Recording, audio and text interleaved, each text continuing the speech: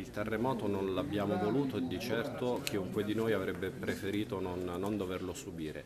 È successo, ne dobbiamo prendere atto e quindi adesso potremmo ragionare in due modi, o dire purtroppo c'è tutto da ricostruire, o dire per fortuna c'è tutto da ricostruire, perché questo ci consentirà comunque di ridisegnare la futura Visso secondo quelle che sono le nostre intenzioni, il nostro obiettivo ideale, le nostre potenzialità inespresse fino ad ora, e per questo ritengo che potrebbero esserci margini anche per diventare meta di nuovi insediamenti sia produttivi che personali, perché creando delle nuove opportunità ritengo che potremmo diventare appetibili a chi magari non soddisfatto della propria vita attuale decida di orientarsi in una realtà completamente nuova, realtà che comunque era caratterizzata per delle certificazioni di eccellenza. Eravamo borgo più bello d'Italia e torneremo ad esserlo, eravamo una delle bandiere arancioni del Touring Club e torneremo ad esserlo,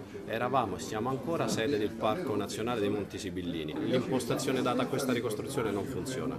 Non funziona perché si è iniziato male e si sta continuando peggio. Duplicare la competenza sull'emergenza secondo me non ha creato efficienza, ma forse ha creato confusione. È ora di riportare tutto su binari giusti. Binari giusti significa che la Regione controlla e i comuni seguono, non viceversa come ci è stato chiesto l'altro ieri, per cui noi dovremmo fare le schede EDES e poi l'ufficio speciale per la ricostruzione in carica per le realizzazioni. L'esempio più lampante, che sarebbe grottesco se non fosse vero, riguarda le stalle. Dopo 6 mesi di immobilismo si è incaricato il Consorzio di Bonifica che conferisce l'incarico ad un'impresa senza nemmeno effettuare una progettazione. Questa è un'assurdità totale.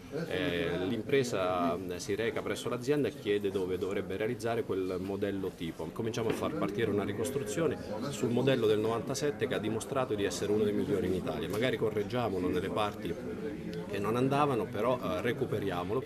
Di fatto tutti i procedimenti rallentano.